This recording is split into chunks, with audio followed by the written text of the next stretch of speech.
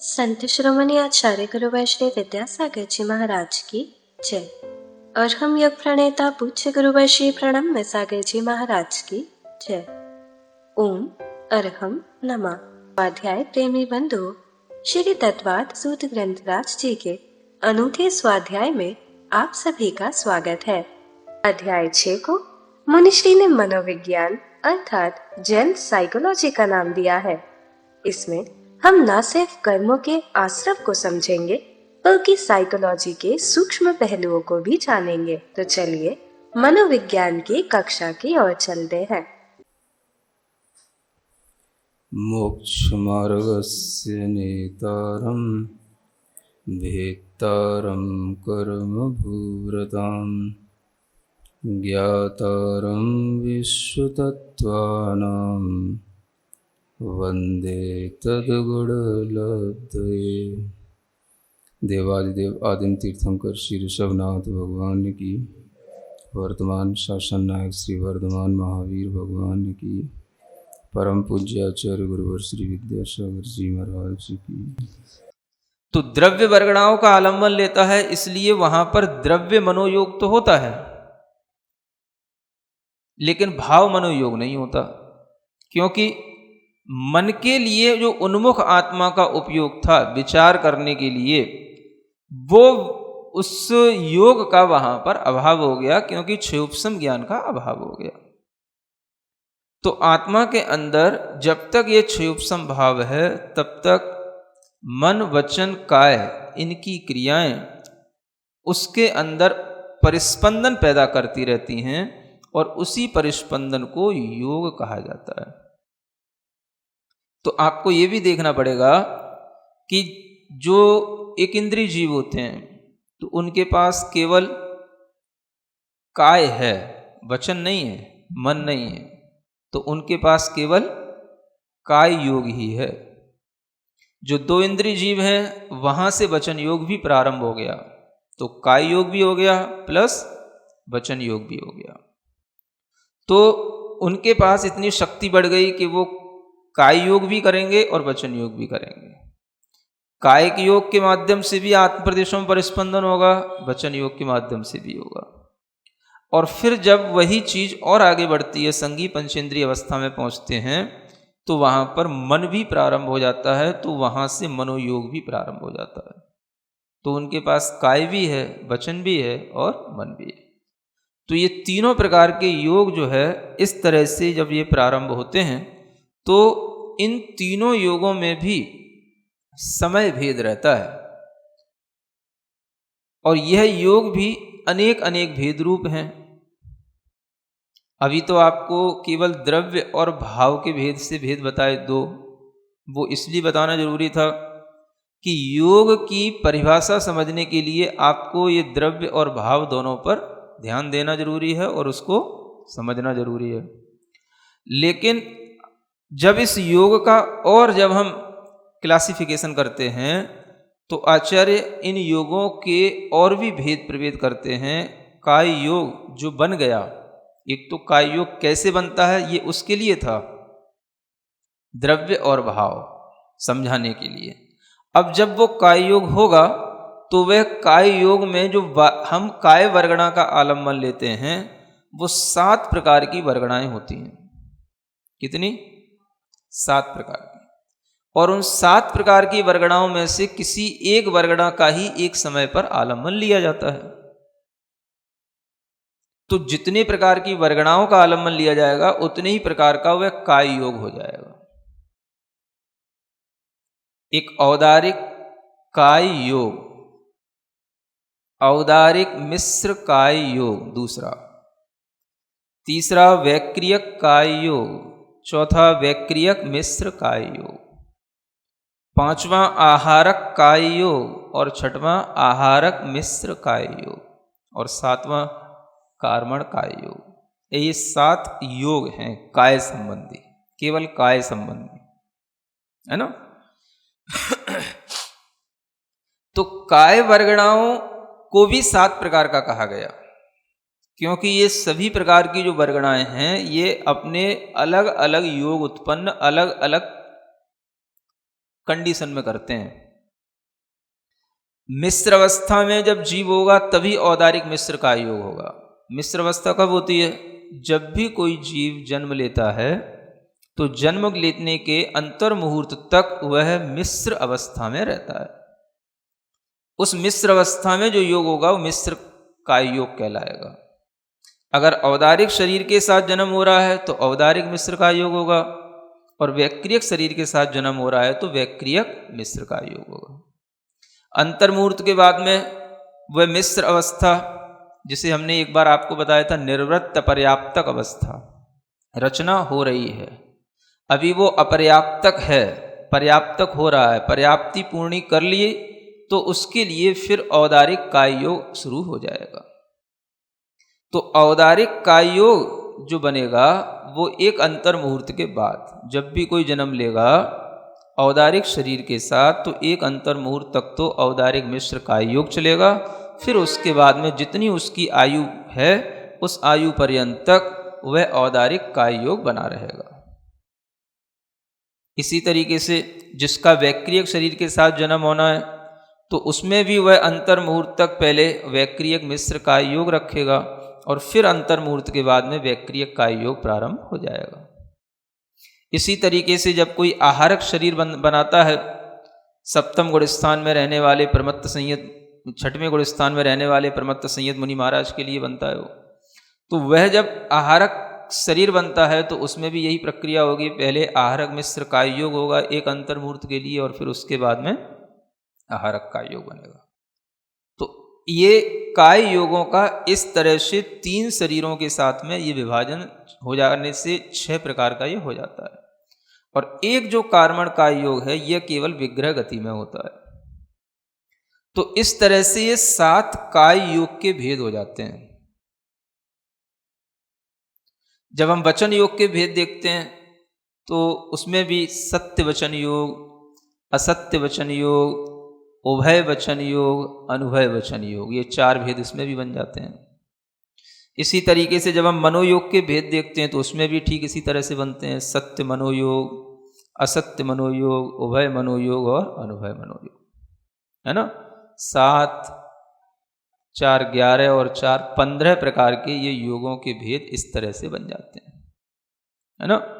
यह जो योग बने, इन योगों में देखा जाए तो काय, वचन और मन तीनों की जो वर्गणाएं हैं और उन वर्गणाओं में जो जो भेद हैं उन सबका इसमें 15 योगों में अंतर्भाव हो जाता है, सबका ग्रहण हो जाता है।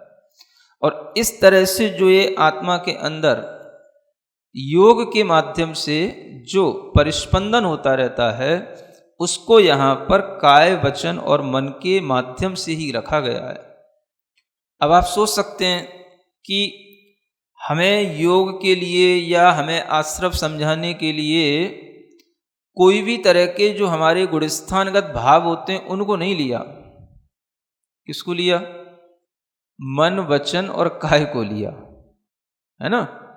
क्योंकि जो ये योग हो रहा है यह योग क्यों हो रहा है तो उसका उत्तर आगे दिया जा रहा है। स आश्रवः, क्या कहा जा रहा है?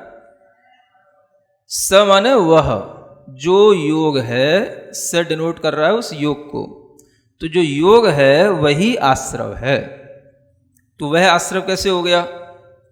तो योग और आश्रव में सिर्फ इतना अंतर है कि योग तो उस आश्रव को करने का एक कारण है, आश्रव की क्रिया के लिए योग एक प्रक्रिया है या प्रणाली है ना। जैसे कहीं से पानी अगर आना है तो पानी आने के लिए कोई ना कोई नाली होनी चाहिए, कोई ना कोई छिद्र होना चाहिए, तो वहां से वो पानी आता है।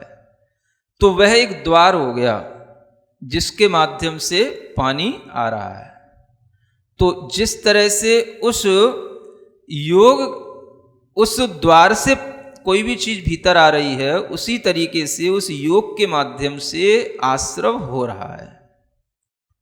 इसलिए योग में और आश्रव में अंतर भी है कथनचित, और योग और आश्रव कथनचित एक भी हैं। कथनचित, अनेकांतवाद के साथ में चलना है आपको। तो अंतर क्यों है? क्योंकि योग जो है कारण है और आश्रव उसका कार्य है। योग एक उसके लिए प्रणाली है और आश्रव उस प्रणाली से होने वाला जो प्रक्रिया है उससे होने वाला कार्य है। तो ये तो दोनों में अंतर हो गया। और एक क्यों हो गए? तो यहां पर खुद लिखा हुआ योग ही आश्रव है, इसलिए आपको योग और आश्रव में अंतर नहीं जानना। जब योग हो गया तो आश्रव हो गया, समय भेद नहीं है, इसलिए कथनचित एक है। जिस समय पर योग हो गया उसी समय पर आश्रव हो गया। ऐसा नहीं होगा कि योग होकर के रह जाए और आश्रव ना हो। तो योग ही आश्रव है, इसलिए कहना पड़ता है कि योग के माध्यम से आश्रव होता है, ऐसा ना कह करके ये कहा गया योग ही आश्रव है। तो आप ये जान लें कि इसमें अभेद है, लेकिन वो अभेद भी कथनचित ही जाने, क्योंकि योग जो है एक प्रक्रिया है और उसके माध्यम से उस द्वार से कर्म आते हैं। तो कर्मों का आना तो आश्रव है और उन कर्मों के आने के लिए जो क्रिया हो रही है, काय की, वचन की, मन की, ये क्रिया उसके लिए योग हो गए। ये योग उसके लिए कारण हो गया और आश्रव उसके लिए कार्य हो गया। अगर इस तरह से हम समझते हैं तो योग और आश्रव में भेद भी आ जाता है, और अगर हम ये दोनों को एक मान लेते हैं तो कथनचित अभेद भी हो जाता है। समझ आ रहा है? हाँ, समय भेद नहीं है इसलिए अभेद है, वह ही आश्रव है इसलिए अभेद है, और योग होने पर आश्रव होगा ही इसलिए भी अभेद है, इसलिए कथनचित अभेद है। और योग चूंकि एक पहले होने वाली वह प्रक्रिया कारण रूप है और वो उसका होने वाला घटित कार्य है, इसलिए कार्य और कारण की अपेक्षा से देखें तो उनमें कथनचित अंतर भी है। तो कथनचित भेद अभेद के साथ अगर हम देखते हैं तो ये दोनों चीजें हमें समझ में आ सकती हैं। अब देखें इसमें कि जो ये आश्रव लिखा है यही आश्रव है, योग ही आश्रव है, ये कन्फर्म हो गया। अब यहां पर यूं नहीं कहा कि हमें तो ये लगता था कि कर्मों का आश्रव होता है, फिर कर्मों का बंध होता है, तो कर्मों का आश्रव होता है तो किससे होता है? तो अभी आगे 8वें अध्याय में बताया जाएगा, मिथ्यात्व से होता है, कसाई से होता है, प्रमाद से होता है, अविरति से होता है। समझ आ रहा है ना? तो यहां तो कुछ नहीं लिखा, यहां तो केवल योग लिख करके छोड़ दिया, योग ही आश्रव है। समझ आ रहा है? क्यों? प्रश्न तो आना चाहिए। तो उसका भी समाधान यहीं पे मिलेगा आपको। तत्व चिंतन करेंगे तो योग को आश्रव इसलिए लिखा क्योंकि जब हम 8वां अध्याय पढ़ेंगे तो वहां पर मिथ्या दर्शना विरति प्रमाद कषाय योगा बंध हेतवः, तो योग को लास्ट में लिया। समझ आ रहा है? योग जो है आश्रव का कारण है, तो योग ही आश्रव हो गया। तो यहां केवल हमें यह बताना है कि आश्रव किससे होता है, ये नहीं बताना हमें कौन कौन सा आश्रव होता है, आश्रव किससे होता है। तो आश्रव जब भी होगा योग से होगा, बस। मिथ्यात्व से अगर हम कहते मिथ्यात्व से आश्रव होता है तो बस मिथ्यात्व तो पहले गुणस्थान तक रह जाता है, दूसरे गुणस्थान से फिर क्या होता है? बात अधूरी रह जाती। समझ आ रहा है ना? हम कहते अविरति से आश्रव होता है, तो अविरति जो है चौथे गुण स्थान तक रहती है, उसके बाद तो फिर विरति हो जाती है, तो फिर वो आश्रव की, वो भी योग की परिभाषा, आश्रव की परिभाषा अधूरी रह जाती है ना? फिर हम कहते कसाय प्रमाद से होता है, तो प्रमाद 6वें गुण स्थान तक ही रहता है, 7वें गुण स्थान के बाद क्या होता है फिर? तो प्रमाद से भी आश्रव सर्वथा नहीं होता। फिर हम कहते कसाय से होता है, तो कसाई भी 10वें गुण स्थान में अपनी दम तोड़ देता है ना? उसके आगे वो भी कसाई नहीं मिलती। बहुत बहुत कहो तो 12वें गुण, तो क्षीण गुण स्थान हो गया, 10वीं तक रहता है ना? तो फिर उसके बाद कुछ आश्रव नहीं होता, तो फिर क्या होता? इसलिए ये भाव उसमें नहीं समाये गए। मिथ्यात्व, अविरति, प्रमाद, कसाय ये आश्रव के लिए नहीं है। आश्रव के लिए जो कारण है वो योग है। योग रहेगा तो आश्रव होता रहेगा। किसका हो रहा है, कितनी प्रकृतियों का हो रहा है, कहाँ हो रहा है, ये आप गणित उन गुणस्थानों में जितने जितने कर्मों की विच्युत्ति हो जाए, जो जो कसाय आदि प्रत्यय छूटते चले जाएं, उनके अभाव से जो जो बचा रह जाए उसमें आप लगाते रहना। लेकिन आश्रव जब भी होगा तो योग से होगा। और ये योग कहाँ तक होगा? तो सयोग केवली इसीलिए कहा जाता है, सयोग केवली। योग से सहित हैं वो केवली, तभी वहां पर सयोग केवली कहा गया है। कौन सा योग? तो यही योग है वो। वहां पर भी मन वचन काय इन तीनों के योग हैं, और सयोग केवली के पास भी तीनों योग होते हैं। समझ आ रहा है? तो सयोग केवली तक यह आश्रव चलेगा। अयोग केवली हो गए, आश्रव छूट गया। सिद्ध हो गए, उनमें भी आश्रव नहीं है। तो ये आश्रव जो है वो कहां तक चल रहा है? हाँ, दिमाग में अच्छे ढंग से रख लो। पहले गुणस्थान से 13वें गुणस्थान तक यह योग की अवस्था के साथ में ये आश्रव चलता है। अंतर अगर कुछ पड़ेगा तो इतना पड़ जाएगा कि 1 से लेकर के 12वें गुणस्थान तक तो क्षयोपशम भाव के साथ में वो आश्रव होंगे, और उसके बाद में क्षय होने पर 13वें गुणस्थान में वो आश्रव चलेगा। वो बाद में बताएंगे, जब आचार्य बताएंगे तभी अपन बताएंगे। ईर्यापत और सांप्रदायिक की बात बाद में करेंगे, है ना। अपन तो जब आगे आगे तो पढ़ते ही नहीं है, आगे आगे तो श्रावक पढ़ते हैं कि महाराज जब आगे का सूत्र कब पढ़ा है समझ आ रहा? अपन तो सिर्फ जो पढ़ते हैं उसी पे फोकस करते हैं। तो जो पढ़ रहे हैं उसमें जितना शब्द आ रहा है उसी में ही अपने को अभी समझना है, आगे बाद में बढ़ लेना है ना। तो जो पाठक होते हैं उन्हें आगे बढ़ने की पड़ी रहती है।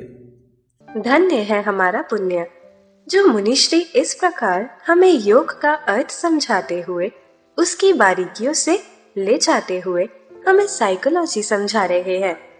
यह पुण्य आप और भी बढ़ा सकते हैं अपने परिवार, मित्र, समाज के लोगों को इस स्वाध्याय से जोड़कर। आपको सिर्फ उन्हें हमारी वेबसाइट ttv.arham.yoga शेयर करनी है और उन्हें ये सभी क्लासेस का लाभ मिल सकेगा। आज का सवाल जीतने का और मुनिश्री के समक्ष अपनी शंका रखने का मौका भी मिलेगा। जैन साइकोलॉजी सीखने के लिए पिछले अध्यायों की जानकारी जरूरी नहीं है। आप डायरेक्ट अध्याय 6 से भी पढ़ना शुरू कर सकते हैं। तो आज ही अपने बच्चों को, मित्रगणों को, परिवारजनों को इससे जोड़ें। ओम अरहम नमः। तो चलिए आज की कक्षा का एक क्विक रिवीजन कर लेते हैं। हमने जाना कि 6 प्रकार के काय योग 3 शरीरों के अनुसार होते हैं। जन्म लेने के अंतिम मुहूर्त तक जीव मिश्र अवस्था में रहता है और इस अवस्था में उसे शरीरगत मिश्र काय योग होता है। अंतिम मुहूर्त के बाद आयु पर्यंत तक शरीरगत काय योग रहता है। औदारिक शरीरी जीवों में जन्म से अंतिम मुहूर्त तक औदारिक मिश्र काय योग होगा और उसके बाद औदारिक काय योग। वैक्रियक शरीरी जीवों के पहले वैक्रियक मिश्र काय योग और फिर वैक्रियक काय योग होगा। इसी प्रकार 6वें गुणस्थान में प्रमत्त संयत मुनि महाराज के बनने वाले आहारक शरीर में पहले आहारक मिश्र काय योग होगा और अंतर मुहूर्त बाद आहारक काय योग होगा। 7वां कार्मण काय योग केवल विग्रह गति में होता है। वचन योग और मनोयोग के सत्य, असत्य, उभय और अनुभय के भेद से 4 भेद होते हैं। इस प्रकार योगों के कुल 15 भेद होते हैं और इनमें काय, वचन और मन तीनों वर्गणाएं और उनके भेदों का अंतर्भाव हो जाता है। यहाँ पर आश्रव को समझाने के लिए गुणस्थानगत भाव को न लेकर मन, वचन और काय को लिया है, क्योंकि सूत्र 2 के अनुसार जो योग है वही आश्रव है। जैसे पानी अंदर आने के लिए कोई नाली या द्वार होता है और उस द्वार से पानी आता है, इसी प्रकार योग एक द्वार है जिसके माध्यम से कर्मों का आश्रव होता है। अनेकांतवाद से योग और आश्रव में कथनचित भेद भी है और कथनचित अभेद भी। योग कारण है और आश्रव उसका कार्य है। योग एक प्रणाली है और आश्रव उससे होने वाली प्रक्रिया। यही कथनचित इनका अंतर है। सूत्र के अनुसार योग और आश्रव एक ही है, क्योंकि उसमें समय भेद नहीं है। जब योग हो गया तब आश्रव हो गया, लेकिन कारण कार्य संबंध के कारण अभेद भी कथनचित है। कथनचित भेद अभेद के साथ ही हमें ये दोनों चीजें समझ में आ सकती हैं। हमने जाना कि कर्मों का आश्रव होता है और फिर बंध होता है। 8वें अध्याय के सूत्र के अनुसार मिथ्यात्व, अविरति, प्रमाद, कषाय और योग बंध के कारण है। फिर इस सूत्र में सिर्फ योग को ही आश्रव क्यों कहा? इस प्रश्न का समाधान मुनिश्री ने अपने चिंतन से सूत्र की व्याख्या कर समझाया। अगर मिथ्यात्व से आश्रव होता है तो वो पहले गुण स्थान तक रह जाता है। अगर अविरति से आश्रव माने तो वह भी चौथे गुण स्थान तक ही रहेगा। इसी प्रकार प्रमाद से आश्रव 6वें गुण स्थान तक ही रहता है। कषाय से 10वें गुण स्थान तक, क्योंकि उसके आगे कषाय नहीं होती। अगर हम क्षीण कषाय को भी मान लें तो 12वें गुण स्थान तक ही होती है। उसके बाद आश्रव नहीं होता। इसीलिए ये 4 भाव आश्रव के लिए नहीं है। आश्रव के लिए सिर्फ योग कारण है। कितनी प्रकृतियों का आश्रव कहाँ तक होगा, यह गणित हम गुण स्थान, उनमें विशुद्धि कर्म, छूटते कषाय आदि प्रत्यय से लगा सकते हैं। संयोग केवली मन, वचन, काय तीनों योग से सहित होते हैं और वहां तक आश्रव चलता है। अयोग केवली होने पर आश्रव छूट जाता है।